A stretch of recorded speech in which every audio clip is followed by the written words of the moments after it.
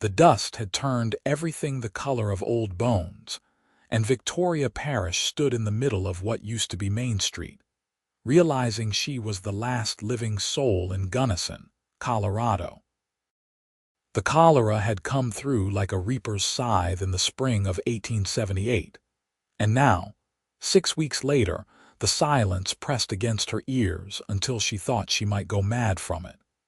She was 22 years old, and everyone she had ever known in this mountain town was dead. Her parents, buried side by side behind the church. Her younger brother taken in the first wave. The shopkeepers, the miners, the families who had shared Sunday dinners and summer picnics, all gone. She had survived by some cruel twist of fate, nursing the sick until there was no one left to nurse, and then she had waited, hollow and numb, for the disease to claim her too. But it never came. She stood now in front of what remained of the general store, the door hanging crooked on its hinges. Inside, supplies were running low. She had been rationing what she could salvage, but eventually she would have to face the truth. Gunnison was a grave, and she was haunting it. The sound of hoofbeats made her spin around, her heart hammering against her ribs. A rider was coming up the mountain pass, leading a pack horse behind him. Victoria's first instinct was to run, to hide, but her legs felt rooted to the earth. She had not seen another living person in 3 weeks. The man reined in his horse about 20 feet from her, his eyes taking in the abandoned buildings, the eerie stillness, the telltale signs of death and desertion. He was tall in the saddle, broad-shouldered, with dark hair that curled slightly beneath his worn hat. His face was weathered but not old, maybe 30 at most, and his eyes were a startling blue against his sun-bronzed skin.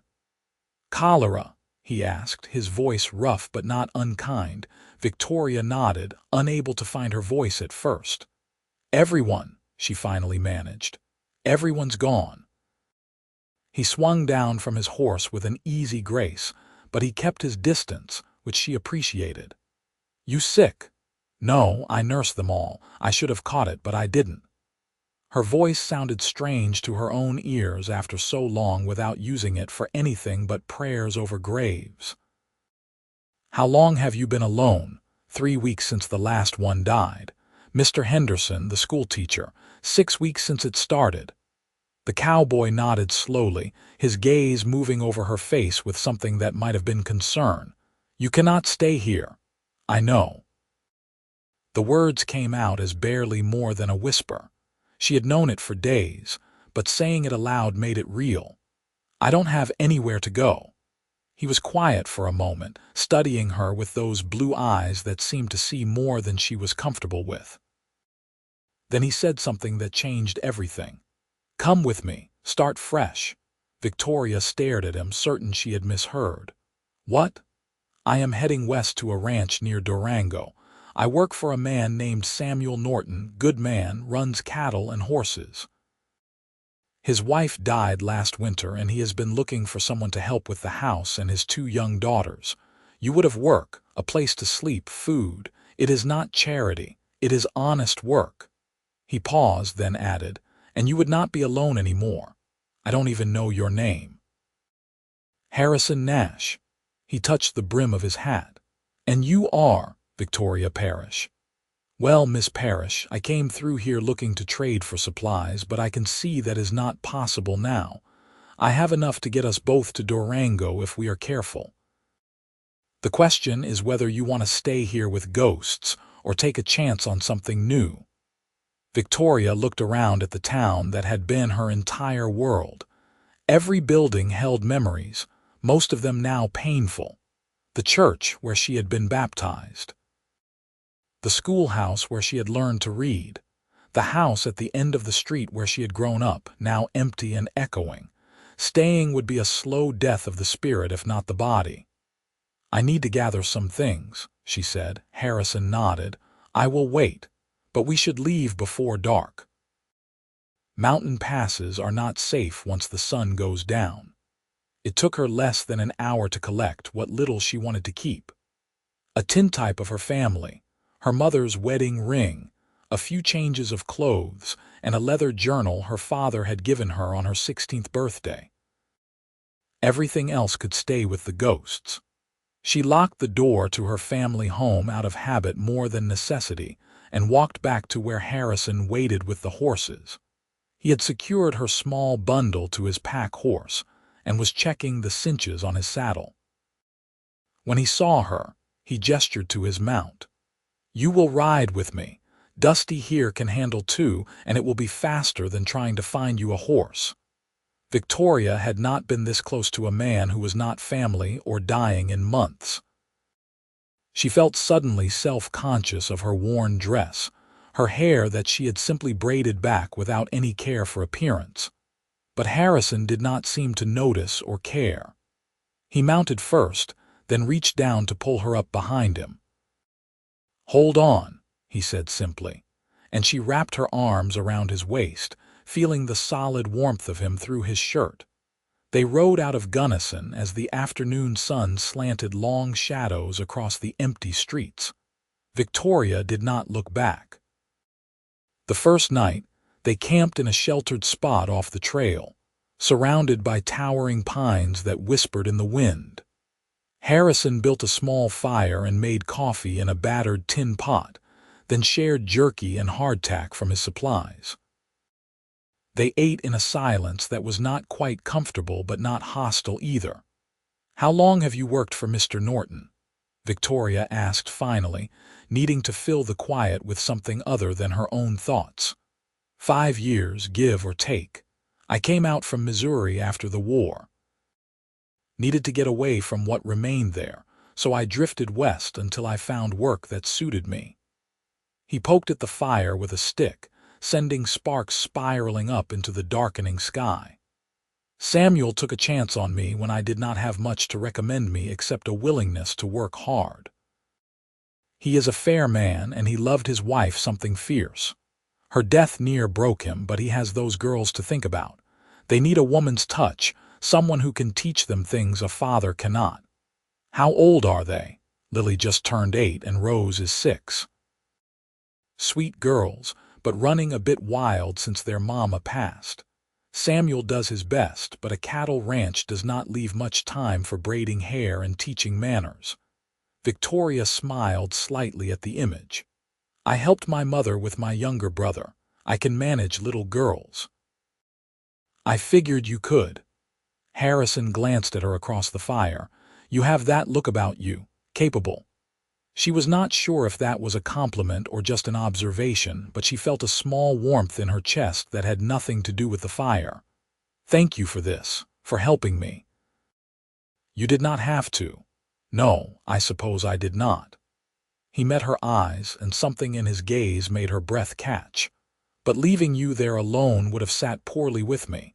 Sometimes you do something because it is the right thing, not because you have to."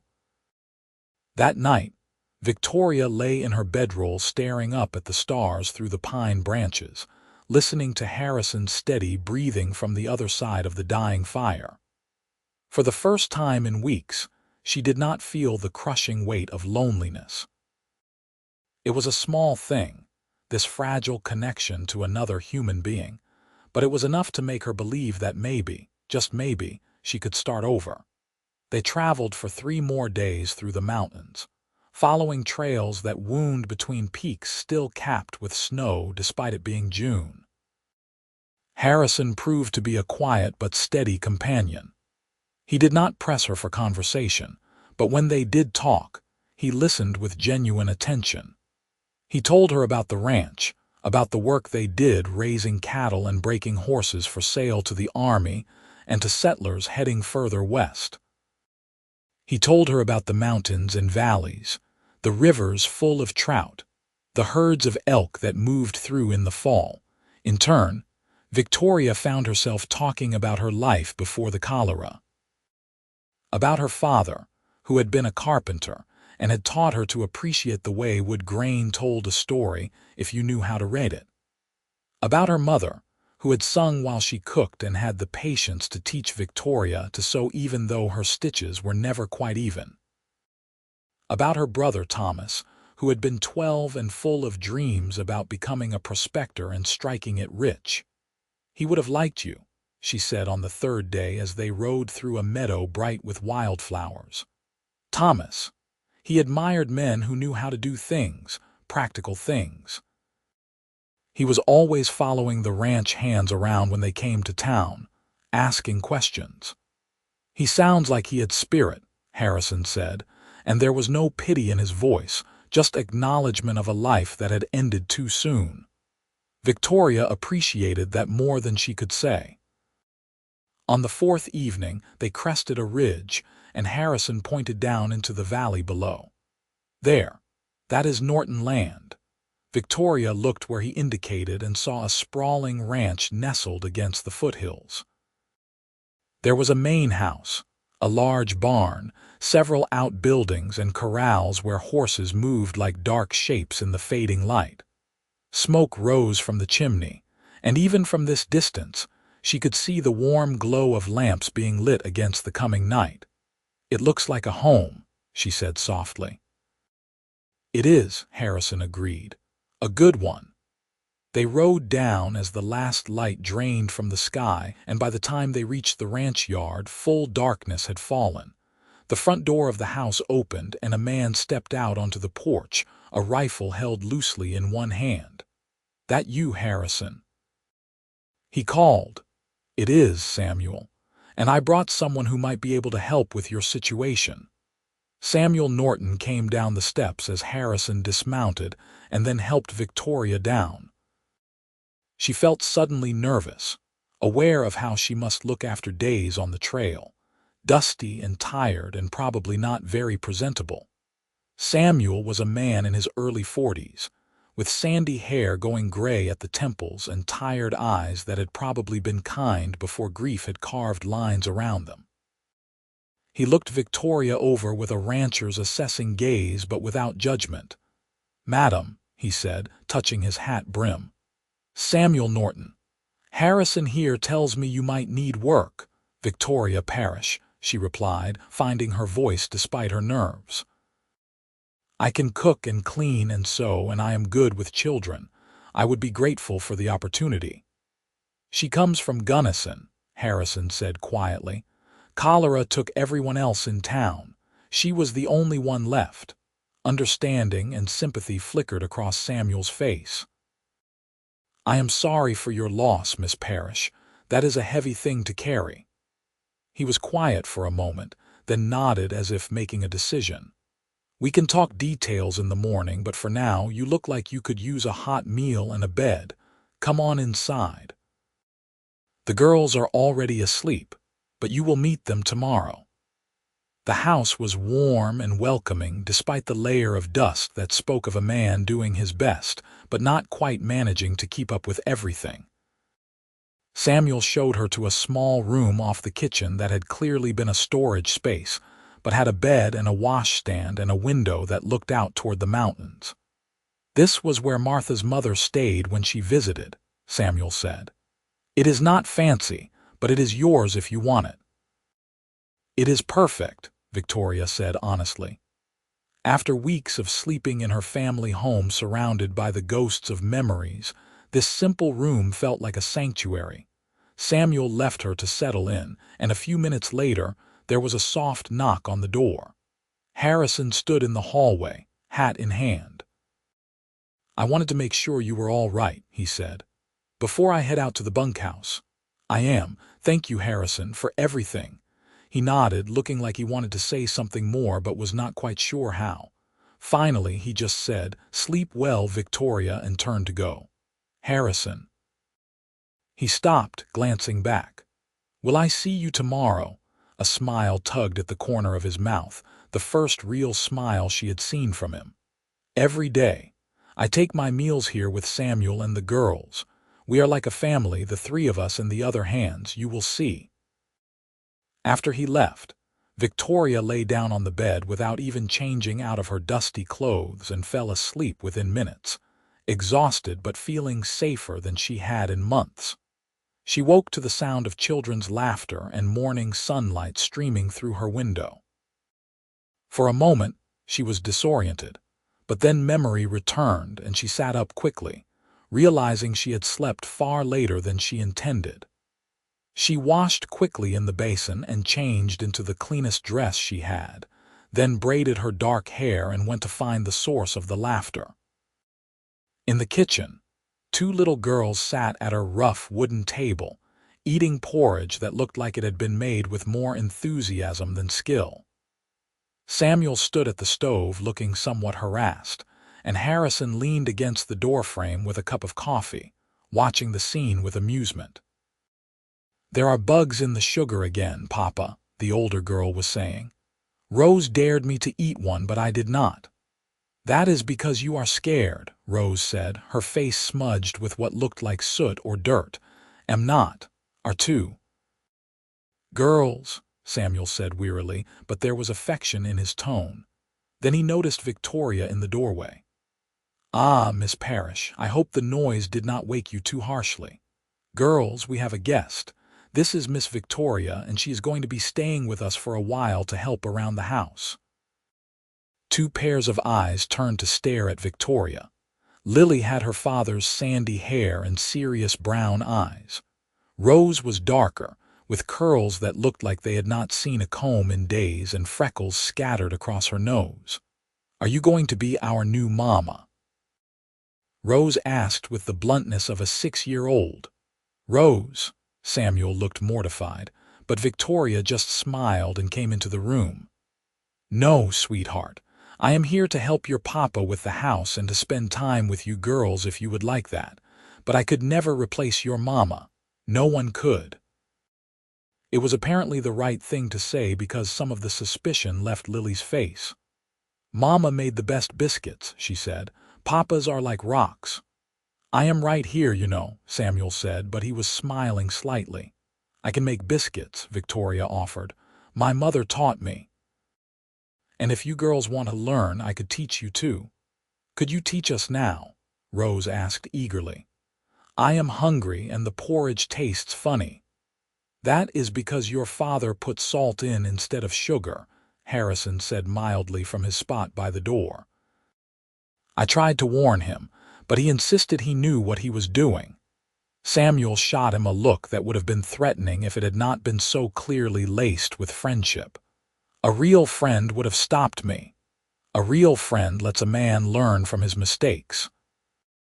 Victoria found herself laughing, the sound surprising her with its genuineness. It had been so long since she had laughed. "How about I make breakfast and save everyone from this porridge?" The grateful look Samuel gave her was almost comical. "Miss Parish, if you can cook, you will have earned your keep in the first hour." She shooed them all out of the kitchen, including the girls, who protested until she promised they could help with lunch. Then she set about making a proper breakfast. The pantry was decently stocked, and within an hour she had produced biscuits, gravy, fried eggs, and bacon. When she called everyone back in, the appreciation on their faces made her feel useful for the first time since the cholera had started. "Miss Parish, you are a miracle worker," Samuel said around a mouthful of biscuit. "Martha would have liked you." Victoria glanced at Harrison and found him already looking at her, something warm and approving in his blue eyes. When their gazes met, he did not look away, and she felt a flutter in her chest that had nothing to do with nerves and everything to do with the way he was looking at her. The next few weeks fell into a rhythm that was both strange and comforting. Victoria threw herself into the work of running the household, and she found that Samuel had not been exaggerating when he said things had gotten away from him. The house needed a thorough cleaning. The girls needed new dresses as they had outgrown their old ones, and the garden behind the house was so overgrown it was nearly beyond saving. But Victoria did not mind the work. It gave her purpose, gave her hands something to do and her mind a focus beyond grief and loss.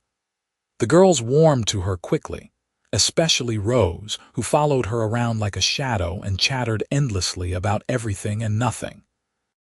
Lily was more reserved, but Victoria caught her watching sometimes with a look of cautious hope that broke her heart a little. Samuel was kind and respectful, treating her like a valued member of the household rather than a servant. He paid her fairly and always asked rather than demanded, and he made it clear that she was welcome at the family table for meals. And then there was Harrison. He was around the ranch most days, working with the horses or riding out with the other ranch hands to check on the cattle scattered across Norton land. But he made a point of coming to the house for meals, and Victoria found herself watching for him, her heart doing a strange little skip when she saw him riding in across the fields. They fell into an easy companionship. He would help her carry water from the well or chop wood for the stove without her having to ask. She would make sure to save him the best pieces of meat at dinner or bake extra when she made pies. They talked while he worked and she cooked, conversations that ranged from the mundane to the meaningful. "You miss Missouri?"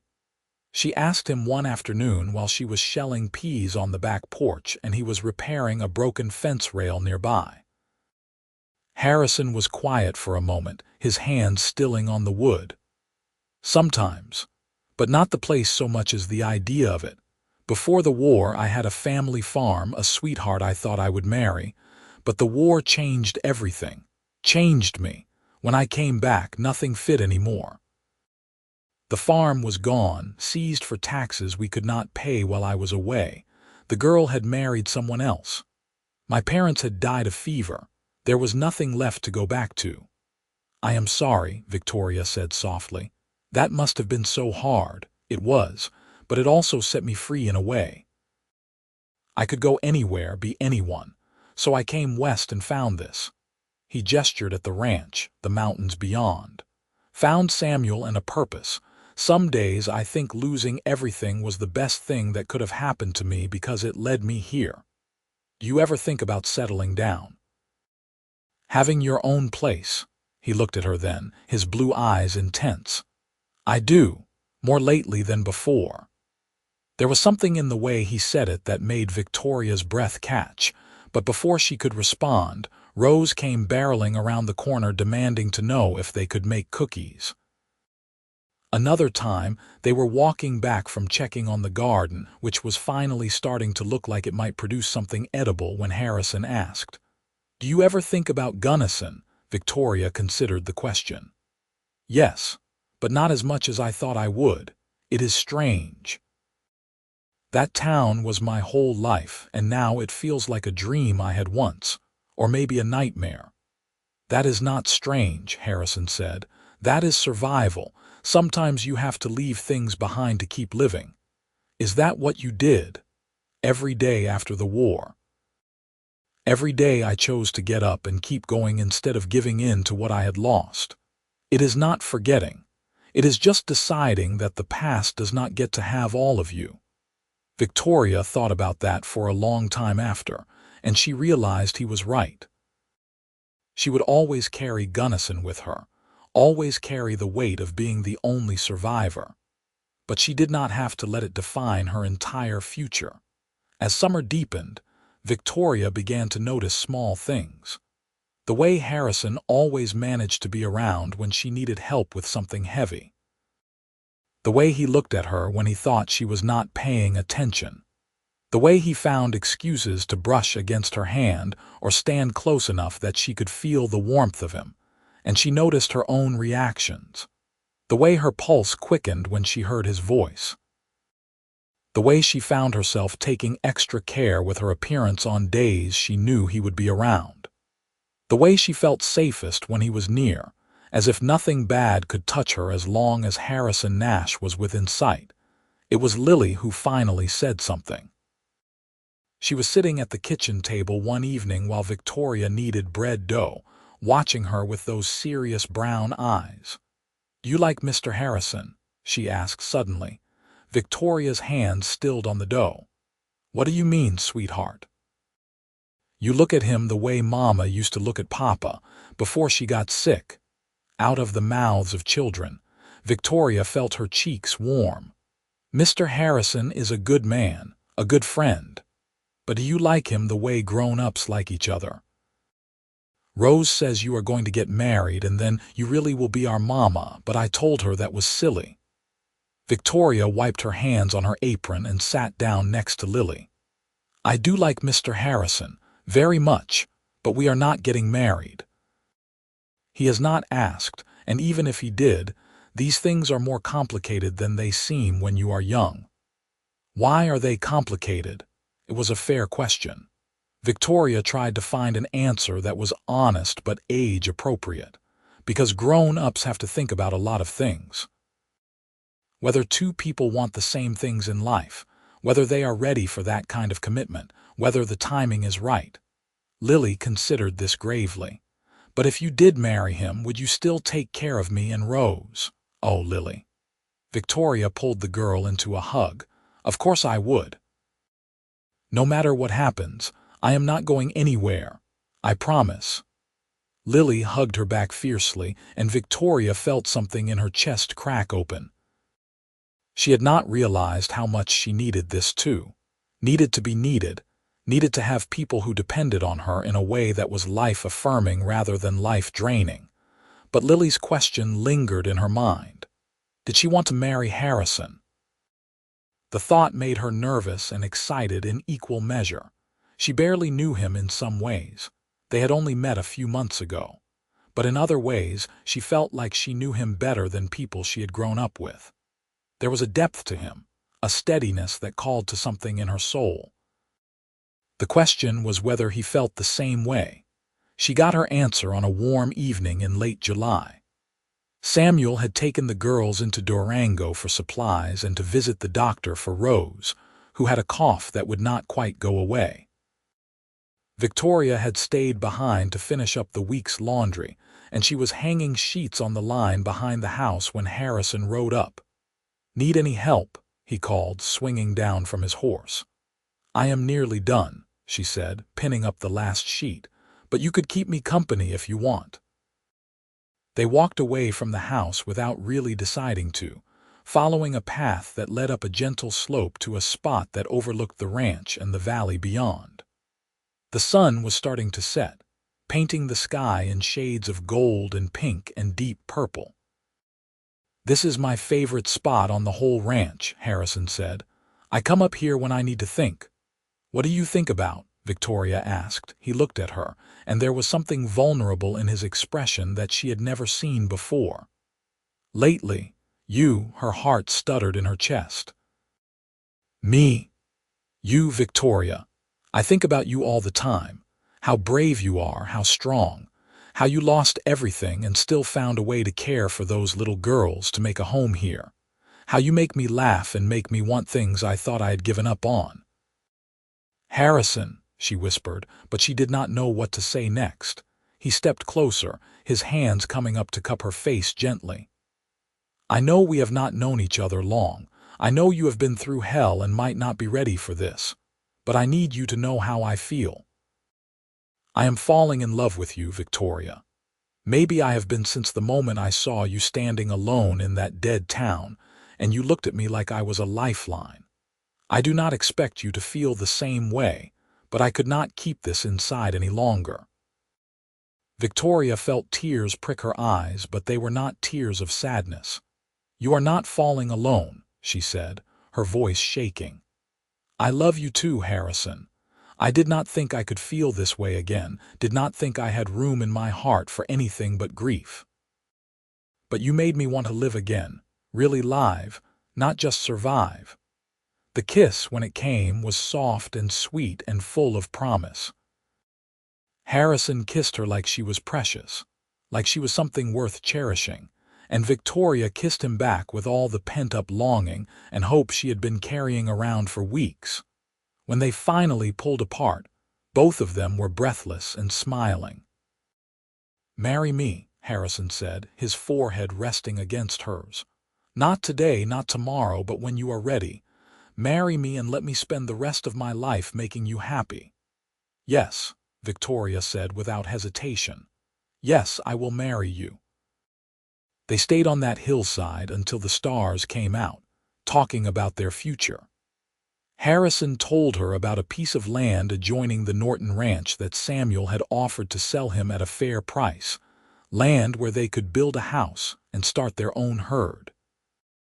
Victoria told him about her dreams of a garden full of vegetables and flowers, of children running through the rooms, of growing old together in a place they had built with their own hands. "We will still be close to Samuel and the girls," Harrison said. "I would not want to leave them in the lurch. But we could have our own place, our own life." "I would like that," Victoria said.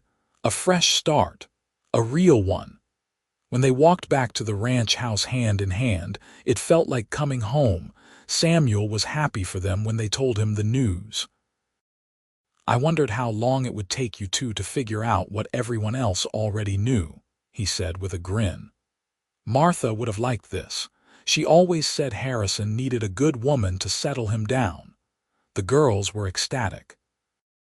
Rose immediately started planning the wedding, insisting that she and Lily should be flower girls and that there should be a cake as tall as a person. Lily was more reserved but clearly pleased, and later she whispered to Victoria, "I am glad you are marrying Mr. Harrison. Now you really will stay forever." They decided to marry in September, after the summer heat had broken and before the first snows came.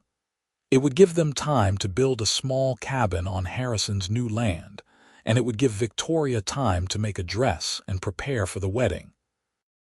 The next 2 months were a whirlwind of activity. Harrison worked from dawn to dusk with help from Samuel and the other ranch hands, raising the walls of their cabin.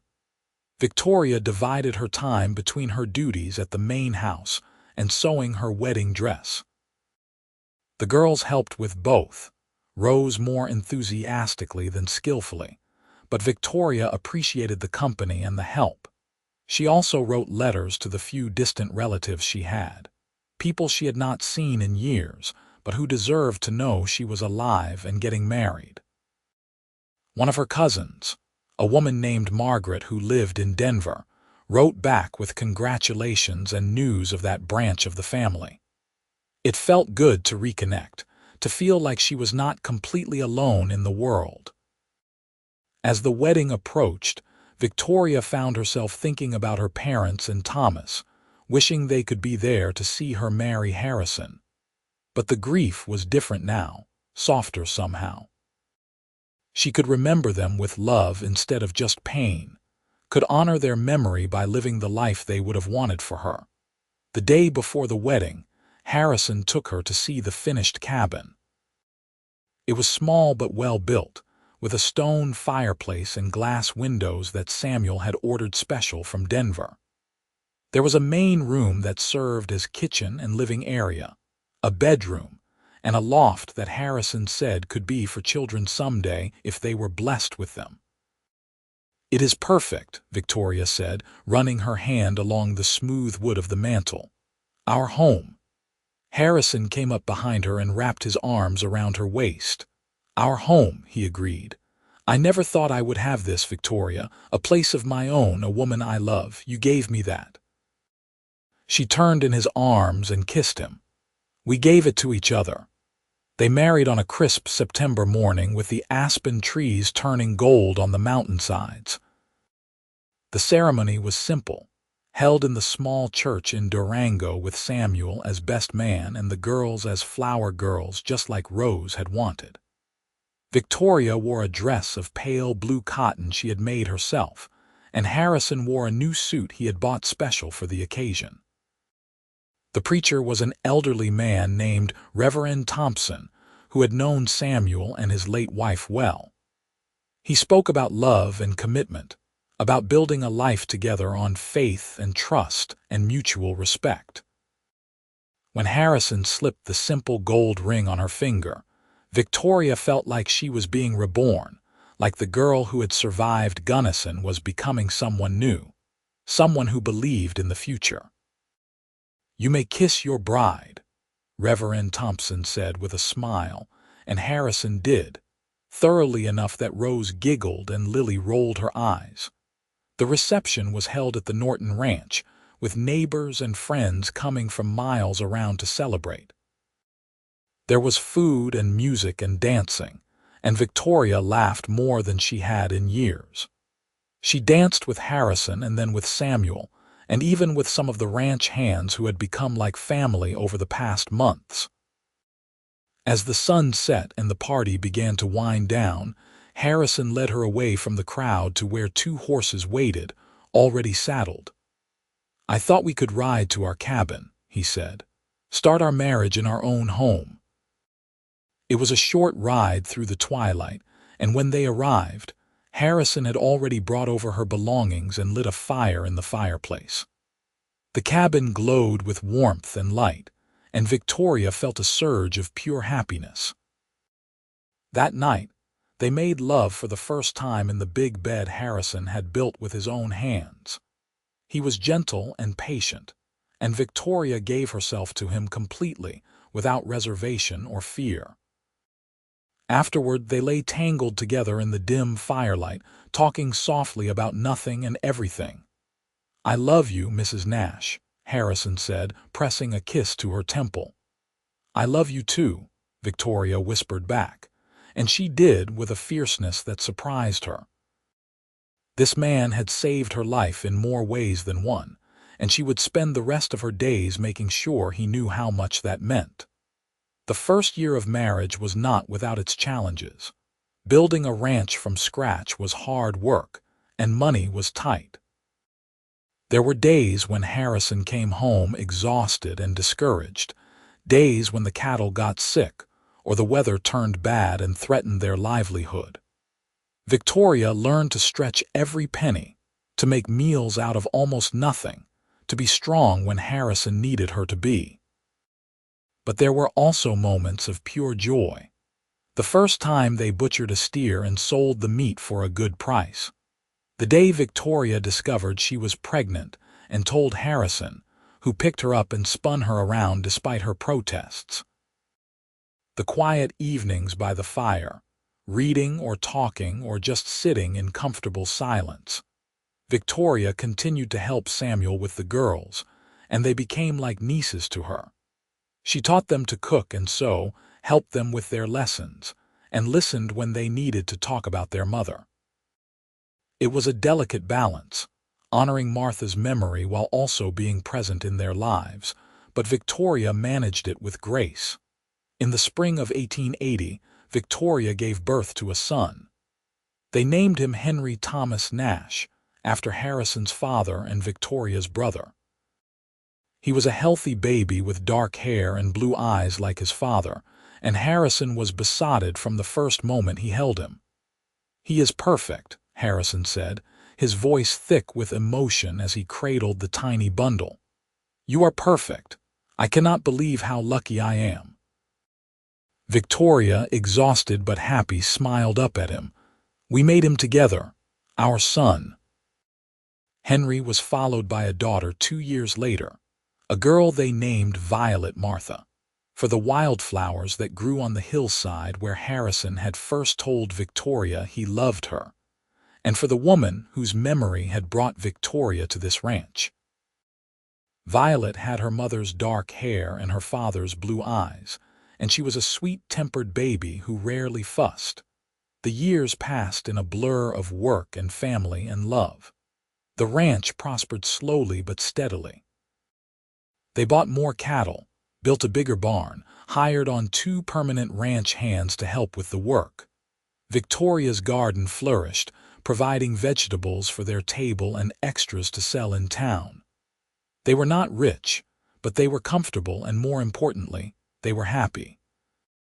Lily and Rose grew into young women, pretty and capable. And when Lily married a young rancher from a neighboring spread, Victoria helped plan the wedding with all the joy of a proud aunt. Rose followed a few years later, marrying a schoolteacher who had come west from Boston and swept her off her feet with poetry and idealism. Samuel remained a close friend and neighbor, and he eventually remarried himself, a widow from town named Alina who had 3 grown children of her own. The 2 families spent holidays together, sharing meals and stories and laughter. As Victoria moved through her 30s and into her 40s, she sometimes thought about Gunnison.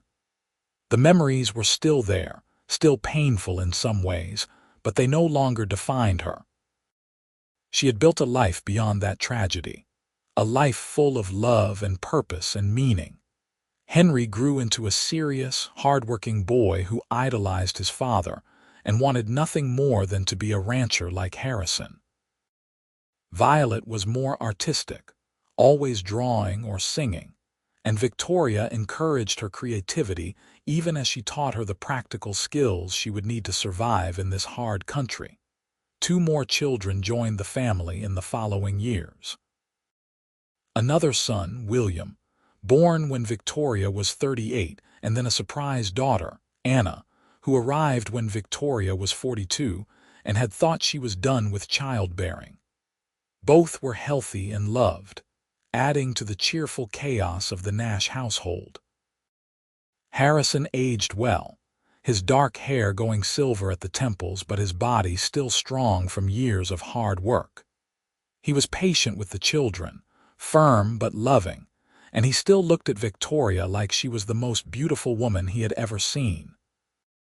They celebrated their 20th anniversary in 1899, surrounded by family and friends. Their children ranged from Henry, now a young man of 19 working the ranch alongside his father, to little Anna, barely 6, but already showing signs of having inherited her mother's determination. That night, after everyone had gone home and the children were in bed, Harrison and Victoria sat on the porch of their cabin, which had been added onto over the years but still retained the core structure of that first small building. 20 years, Victoria said, leaning into Harrison's side. Can you believe it? Some days yes, some days no, Harrison said, his arm coming around her shoulders. It feels like just yesterday I was pulling you up onto my horse in Gunnison. It feels like a lifetime ago. It was a lifetime ago, Victoria said softly. I was a different person then. Broken and lost. You were never broken, Harrison said firmly. Hurt, yes, lost maybe, but not broken. You were the strongest person I had ever met, and you still are. Victoria turned to look at him, at this man who had given her everything, who had loved her through grief and joy and everything in between. I never thanked you properly. For saving me. You saved me right back, Harrison said. I was drifting before I met you, just going through the motions. You gave me a reason to build something, to dream again. So we are even. She kissed him then, a kiss that was still as sweet and full of promise as their first kiss had been on that hillside 20 years ago. As they sat there in the gathering darkness, watching the stars come out over the mountains, Victoria thought about the journey that had brought her here. The tragedy and loss, yes, but also the courage to start again, the willingness to take a chance on a stranger who had offered her hope when she had none. She thought about her parents and Thomas, about the town of Gunnison that existed now only in memory, and in a few scattered survivors who had fled before the worst of the epidemic. She thought about how close she had come to giving up, to letting the loneliness and grief consume her. But Harrison had appeared like an answer to a prayer she had not known how to pray. He had said 5 simple words that changed everything. Come with me, start fresh. And she had been brave enough to say yes. The years continued to roll by with the steady rhythm of ranch life. Henry married a girl from Durango, a sweet-natured woman named Sarah who fit seamlessly into the Nash family. They built a house on Nash land, and Henry took on more and more of the day-to-day running of the ranch as Harrison began to slow down with age. Violet surprised everyone by deciding she wanted to go to Denver to study at a school for teachers. Harrison was reluctant at first, worried about his daughter so far from home, but Victoria encouraged her. Let her fly, she told Harrison. We raised her to be strong and independent. We have to trust that. So Violet went to Denver, and she thrived there, eventually becoming a teacher and then a principal at a school for girls. She married late, at 30, to a lawyer named Michael who respected her independence and supported her career. They had 2 children and visited the ranch every summer. William and Anna grew up with the ranch in their blood. William was a natural with horses, and by the time he was 20, he was breeding and training some of the finest stock in Colorado. Anna, despite being the baby of the family, was fearless, riding and roping alongside her brothers and proving that she could do anything they could do. Harrison's health began to decline in his early 60s. Nothing dramatic, just the slow wearing down of a body that had worked hard for over 40 years. He developed a persistent cough that worried Victoria, and he tired more easily than he used to. But he remained stubbornly involved in the ranch, refusing to be sidelined. "I will rest when I am dead," he told Victoria when she tried to get him to take it easier. "I have worked too hard to build this to sit on the porch and watch other people run it," but he did make concessions. He let Henry make more of the decisions, and he spent more time with Victoria, taking long, slow walks in the evenings, sitting by the fire in the winters, enjoying the life they had built. They celebrated their 30th anniversary in 1909 and their 40th in 1919. The world changed around them. The Wild West gave way to something more civilized. Towns grew into cities. Automobiles began to replace horses. The First World War came and went, and William enlisted despite Victoria's tears and Harrison's quiet pride. William came home changed but whole, and he threw himself back into ranch work like a man trying to outrun demons. It took time, but eventually he healed, helped by the steady rhythm of the land and the love of his family. As Harrison's 70th birthday approached, Victoria began to plan a celebration. All the children and grandchildren would come, along with Samuel and Alina and their extended family, along with friends and neighbors from miles around. It would be a proper party, a recognition of a life well lived, but Harrison had other ideas. "I do not want a fuss," he told Victoria one morning as they sat over coffee. "I just want a quiet day with you, just the 2 of us like old times." So on his 70th birthday, they packed a picnic and rode up to the hillside where he had first told her he loved her. The ride took longer than it used to, both of them moving slower than in their youth, but they made it eventually. The view was just as beautiful as Victoria remembered. The valley spread out below them, the ranch buildings small but clearly visible. Beyond were the mountains, still majestic, still capable of taking her breath away. "This is where it all started," Harrison said, settling onto the blanket Victoria spread out. "This is where we decided to build a life together. Best decision I ever made," Victoria said, sitting beside him. "Second best," Harrison corrected. "The first was saying yes when I asked you to come with me that day in Gunnison." They sat in comfortable silence for a while, eating the simple meal Victoria had packed and watching the clouds drift across the sky. "Do you have any regrets?" Victoria asked eventually. Harrison thought about it. "No, not really. There are things I wish I could change. Men who died in the war who should not have. Your family lost to cholera, but my own choices. No regrets. Every choice I made led me here to you, to our family. How could I regret that?" "I feel the same way," Victoria said. "Even the hard parts, the painful parts, they shaped me into someone who could appreciate this life. Someone who could love you the way you deserve to be loved." Harrison reached for her hand, his fingers intertwining with hers. His hands were gnarled now with age and work, the knuckles swollen with arthritis, but his grip was still strong. "I love you, Victoria Nash," he said. "I have loved you for more than 40 years, and I will love you until I draw my last breath and beyond." "And I love you," Victoria said, tears sliding down her weathered cheeks. "Forever." They stayed on that hillside until the sun began to set, talking about their children and grandchildren, remembering the adventures they had shared, the challenges they had overcome together. When they finally rode back down to the ranch, Victoria felt a deep sense of peace, as if something had been completed. Harrison lived another 5 years, making it to 75, which was a good long life by the standards of the time and place. He died peacefully in his sleep on a winter night in 1924, with Victoria holding his hand and their children gathered around the bed. The grief was immense, a physical pain that made Victoria wonder how she would survive it. But she did survive it, because that was what she did. She survived. And she knew that Harrison would not want her to give up on life just because he was gone. She lived another 12 years, long enough to see airplanes become common, to see her great-grandchildren born, to see the ranch continue to thrive under Henry's capable management.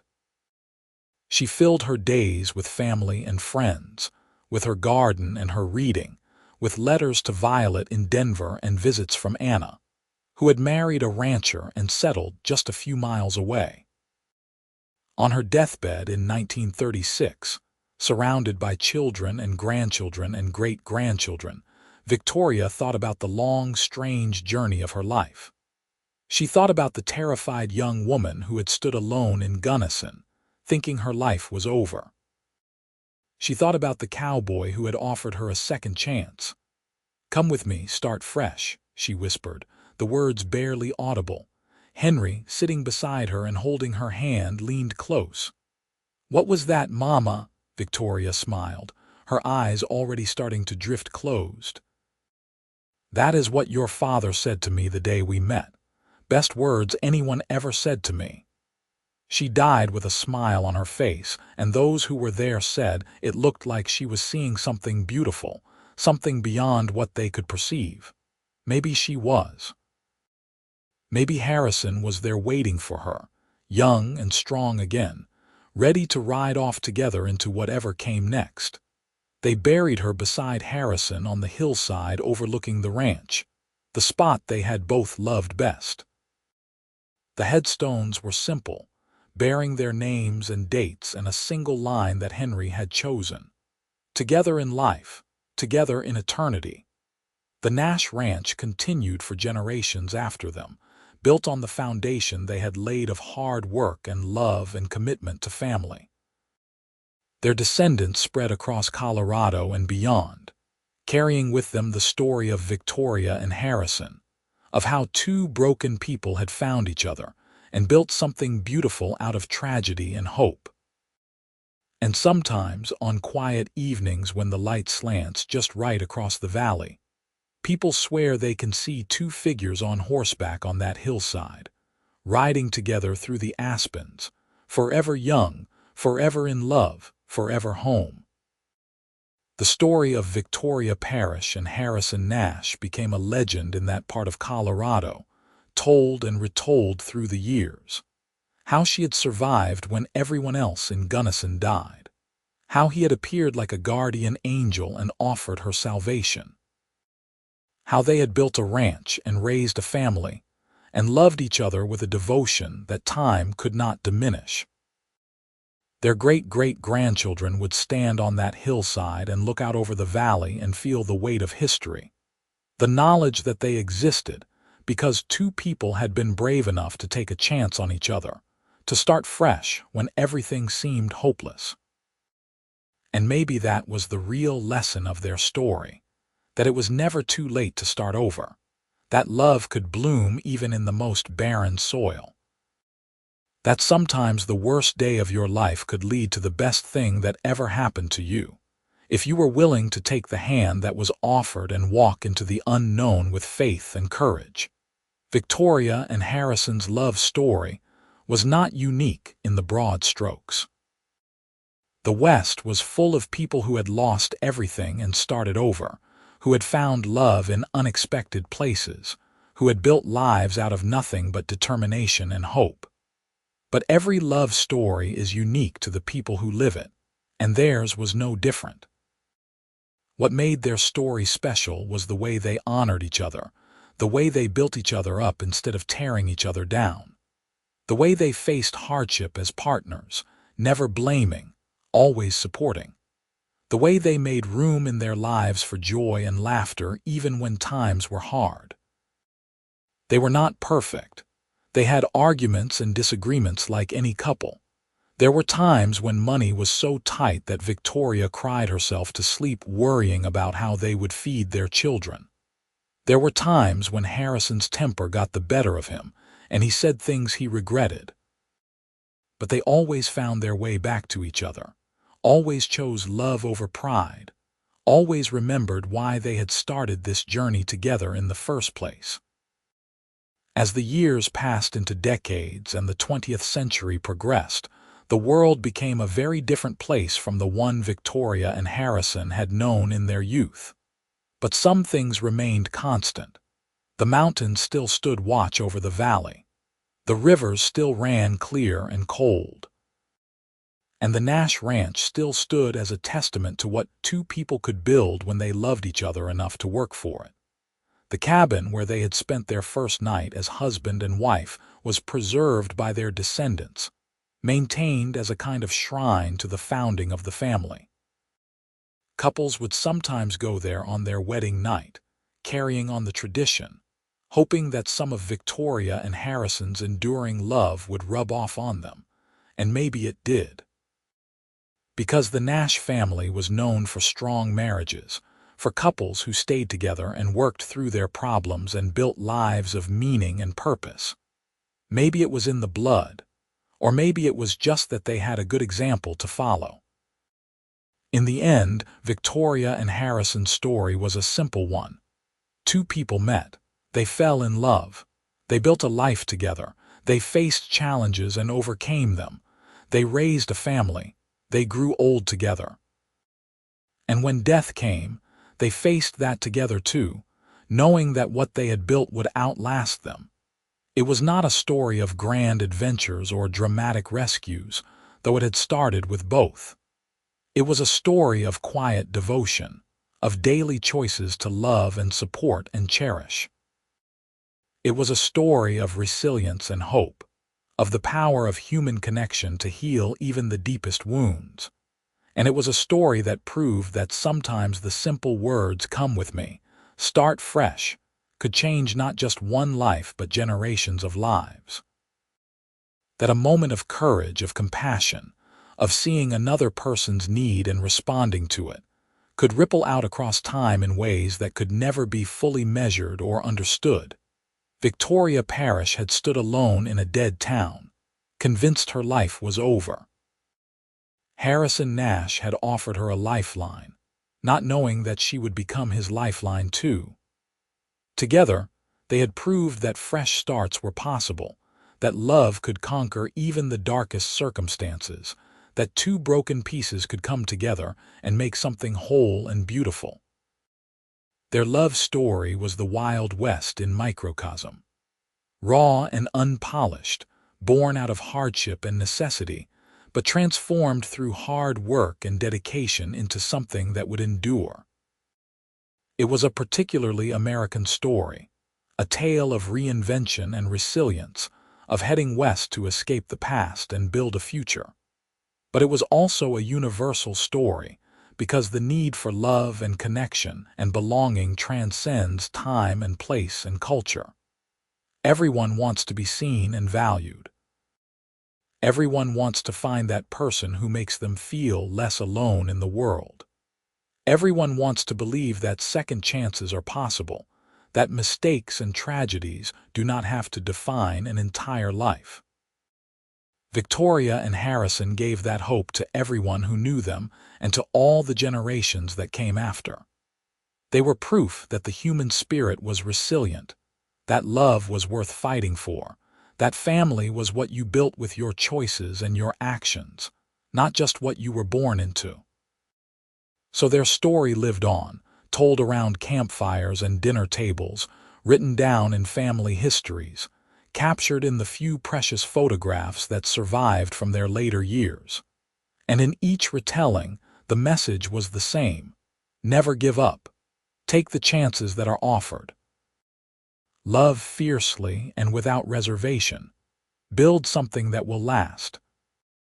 And if you are very lucky, you will find someone who looks at you the way Harrison looked at Victoria, like you are the answer to every question, the solution to every problem, the home they have been searching for their entire life. And you will look back at them the same way, knowing that together you can weather any storm, overcome any obstacle, build any dream. That was the legacy of Victoria Parish Nash and Harrison Thomas Nash, and it was a legacy worth having. Not money or land or fame, though they had some of each in their own way, but a legacy of love, enduring and true and strong enough to echo through the ages. And on quiet evenings in Colorado, when the wind whispers through the aspens and the last light fades from the sky, if you stand on a certain hillside overlooking a certain valley, you might just feel their presence. Two souls so entwined that not even death could separate them, watching over the land they loved and the family they built, forever together, forever home.